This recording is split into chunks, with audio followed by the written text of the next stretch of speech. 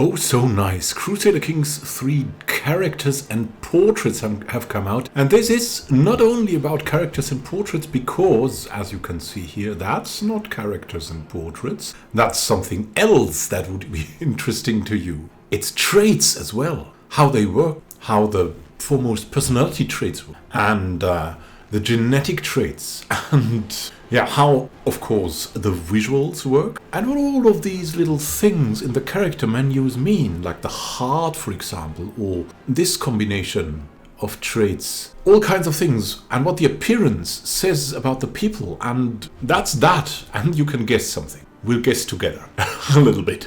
Now, welcome here, this is Immanuel, and you might have some questions like I had. And that's, of course, what are these traits?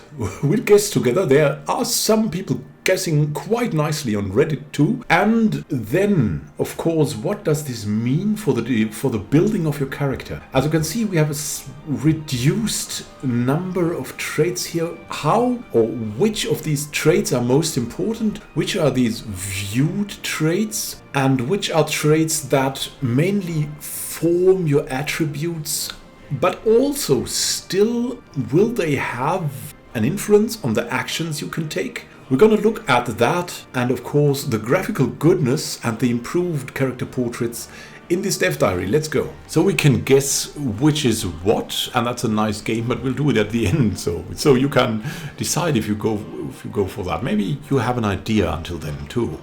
They've done something that I really think is a good thing.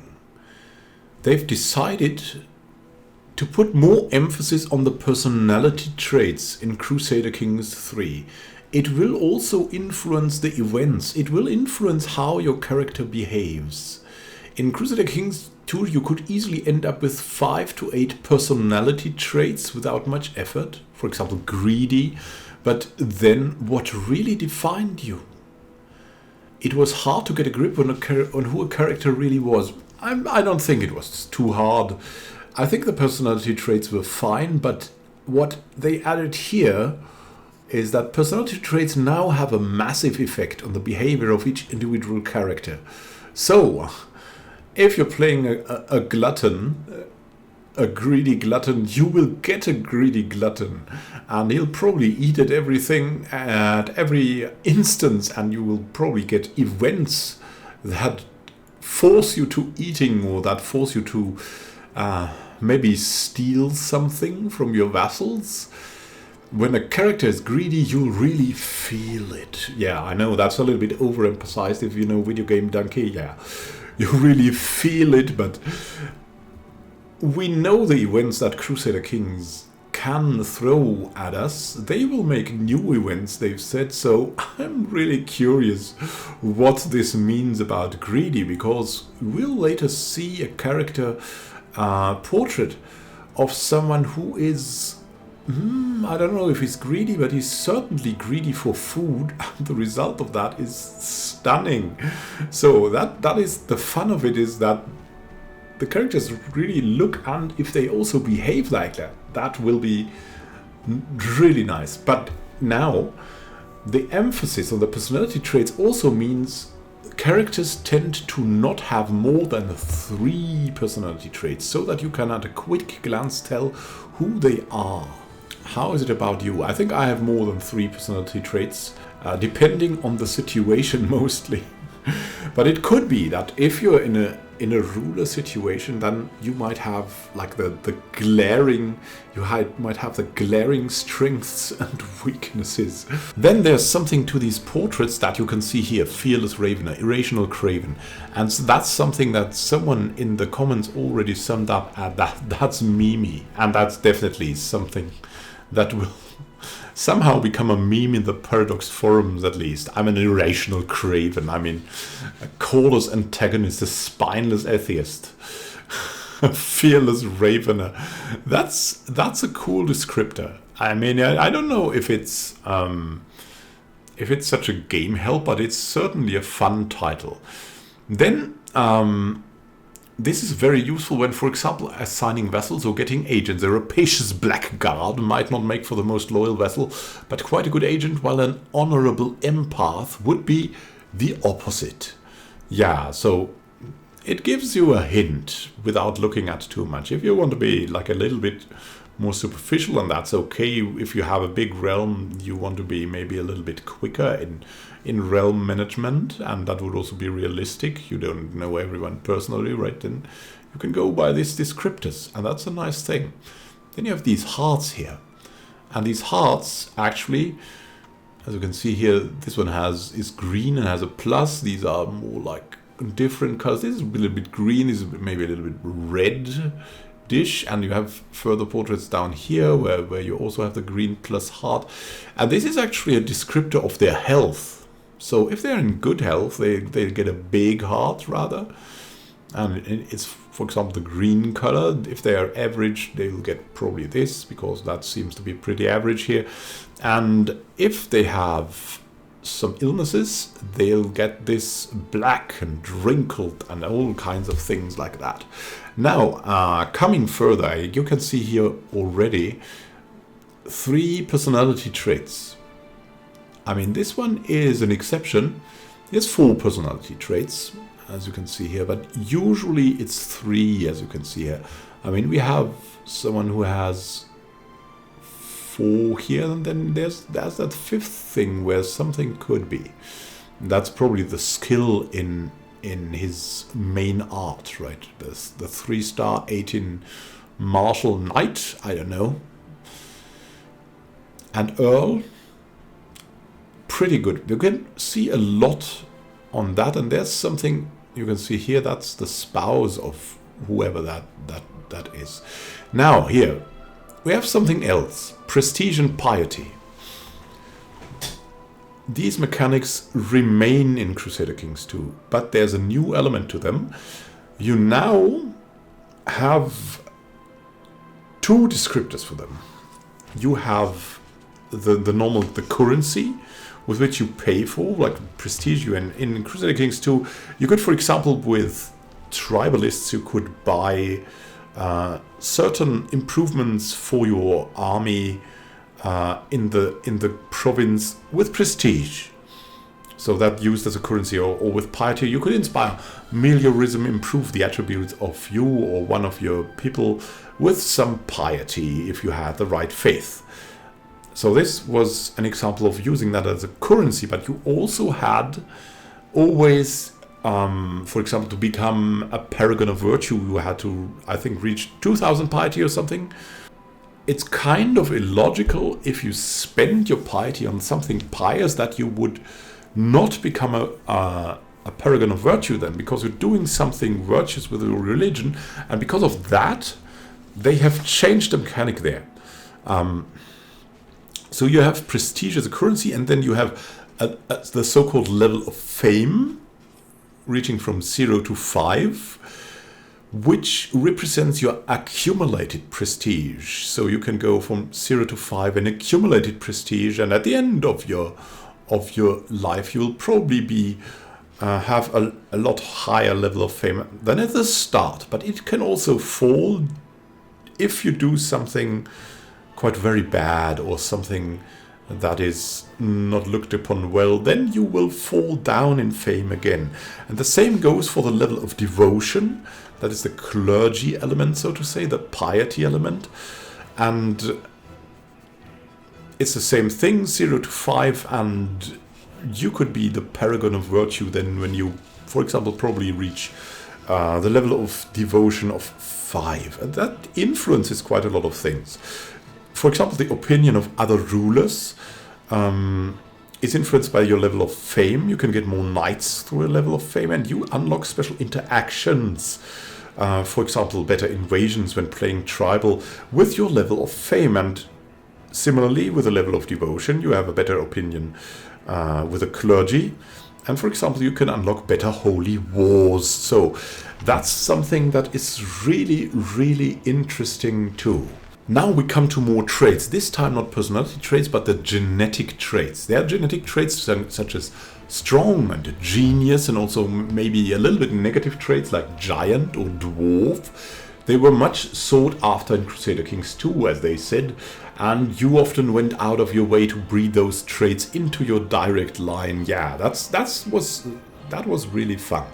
Also, breeding a senseless race of giants was also something you could attempt here.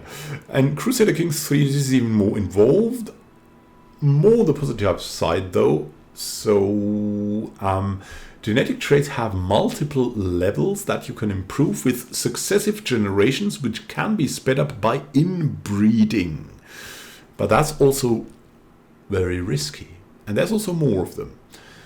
The genetic traits, there's a lot of genetic traits, a DNA of the characters that are based on their looks. So it is relatively granted that your sons and daughters will have a lot of your looks or your ruler's looks carried over, a combination of that. There's a lot more traits defining the portraits, and they're often connected with the genetic traits. For example, you have a line of traits that represents beauty, that gives you certain advantages for being beautiful, like the former attractive. And these will make your characters more and more symmetrical, for example. On the negative end of the spectrum, we have traits such as ugly or albino, which will reduce symmetry or alter your character's skin tone, where albinos were often looked upon as curiosities. The Middle Ages, as they said, were full of prejudice.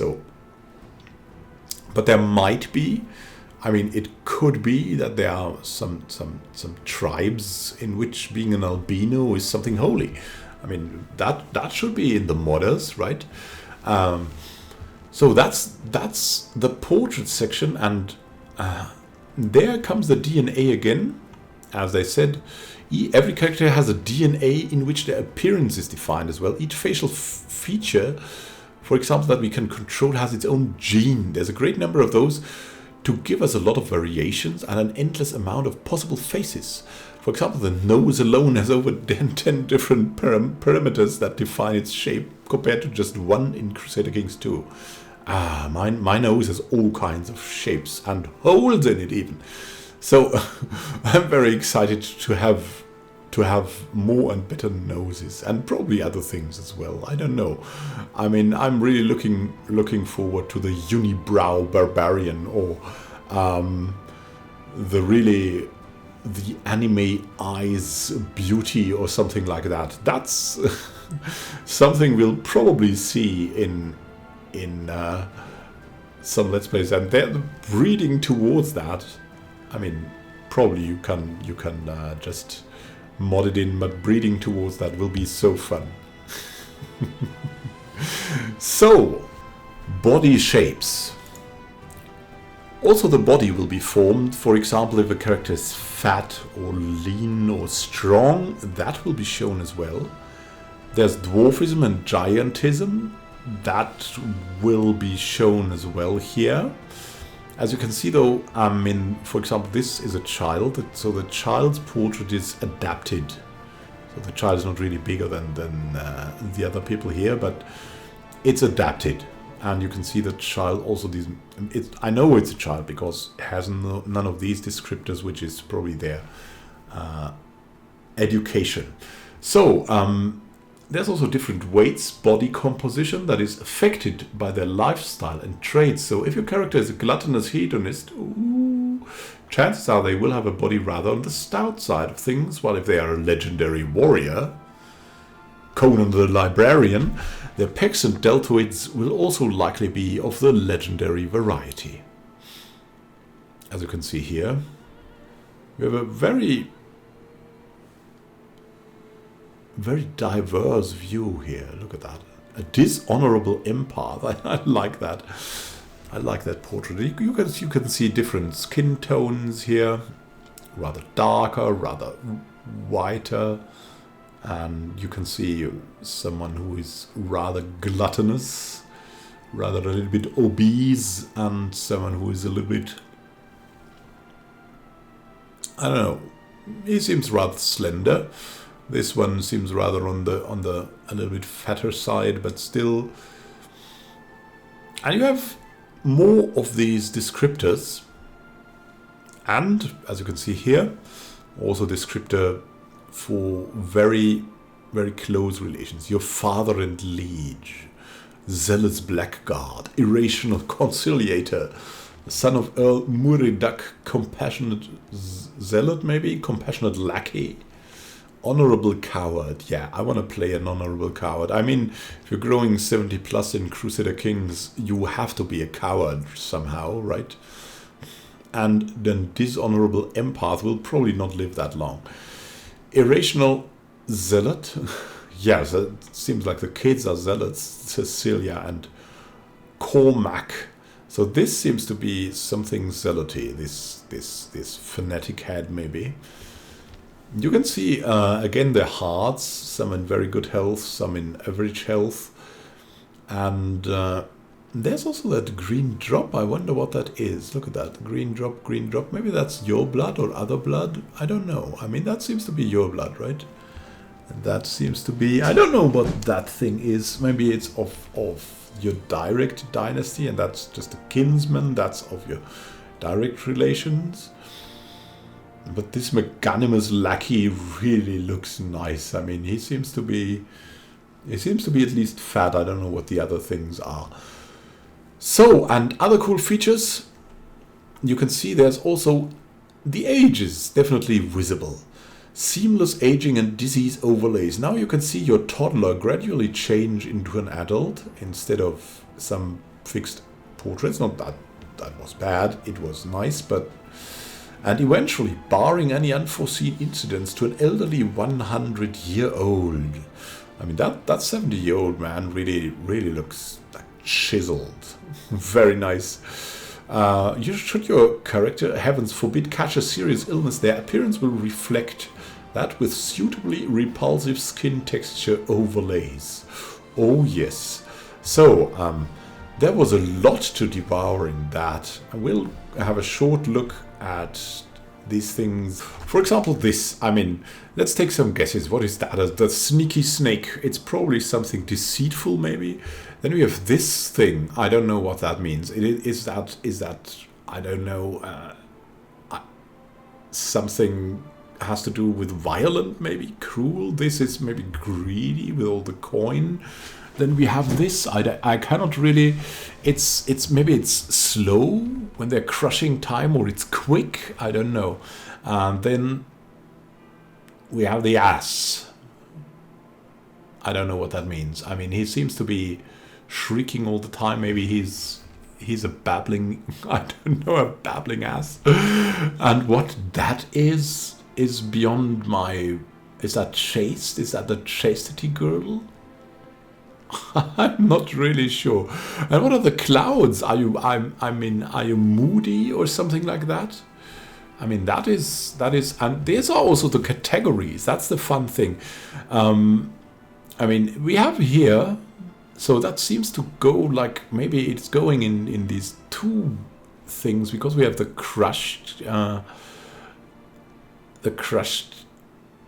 time glass here, and we have the non-crushed here. So is that a row? I mean, that's a nice little riddle. And then this is that an undecided character? Someone who is maybe arbitrary, going into both directions. And this is someone who is balanced or temperate. I don't know. Then we have the heart on fire. Is that something who is maybe lustful? We don't know. Or a worshipper of dead things. Look at that. It could also be the sinful heart, and that could be that's someone who is poisoning, I don't know what that is, or who likes drinking. I don't know. And that, I mean, we have the coins here. We have that horn. Fortunate. I'm not sure. That's the pillow. Are you sleepy? That seems like something like cruel or something like that. Or maybe a zealot. I'm not sure what that is. That seems to be something like pious, maybe. And there could be new personality traits. It's not out of the question. We even have animals. I mean, we transform ourselves into a werewolf again. No, it seems like some kind of cat. Is that lion? Is that Maybe braveness. Braveness it could be. And that doesn't mean to take it slow, or is that something like lazy or even arbitrary?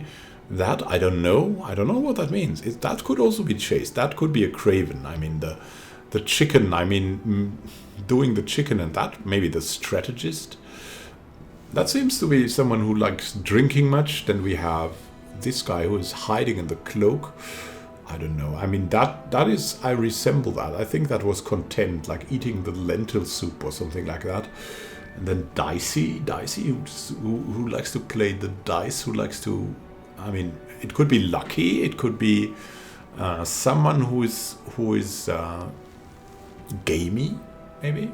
And that's a strategist. Look at that. I mean, that's a fancy thing. I mean, you have the pawn here. But the shadow of the pawn is not the pawn, it's the king. It might be the queen, but I think it's the king because of that cross here that is traditionally on the chess king. So is that something hidden? Is that a hidden strategy? I mean, the pawn at the last row of the chessboard can transform into any figure he wants except the king. So what does that mean? Or is that rooted in I'm really not. That could be something who is an antagonist in your council, and that one I'm really not sure what that means. This looks like one of these bridges where you have all the locks hanged for eternal love or something like that. And that could be secretive too, of course. A dog. Could you have a dog, or is that? I mean, are you a loyal character? Is that loyalty? Then we have the butterfly. I mean, the butterfly is like I remember from The Simpsons or something, like these ADHD, or is it the butterfly effect? Do you have a big effect with your small actions? I mean, that seems deceitful or something like that. I mean, or plotting. And what does that mean? The hand? I don't know. That seems like cruel with that whip here. What this is, I can only guess. I don't know. Seems to be some kind of plant. Maybe the olive branch, maybe peaceful or something like that. And the flowers. Are these daisies? I'm at a loss. I'm at a loss. I mean, are you a herbalist maybe? I think it's so cool. So let's go on though. That said, we had a very, very interesting dev diary now, very big thing, with all the traits and characters. Really, that's going to one of the foundations of Crusader Kings 2 that we had here. Now in Crusader Kings 3, the focus on the characters, and it seems like the characters will not be, as you always say here, when something new comes up, dumbed down, and everyone says that because it's often true, right? But it doesn't seem to be that way in Crusader Kings 2. 3, I mean. It seems to be another system, but not like too simplified. It seems to be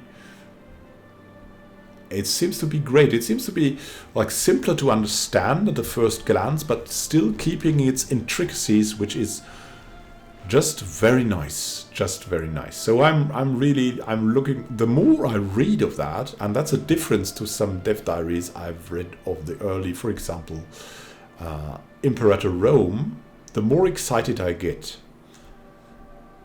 I think Imperator Rome, for example, is becoming a very good game now, gradually. But this seems to be, it could be very good off the bat, and that would be like phenomenal now. No, it would not be phenomenal, but I mean, it would be something just very nice like that we can transcend over. Not that it's bad. Crusader Kings 2, we can keep playing that for 10 years, right? I mean, I could. So, thank you for watching and happy gaming to you. This is Immanuel signing out. See you soon, my friends, and happy gaming.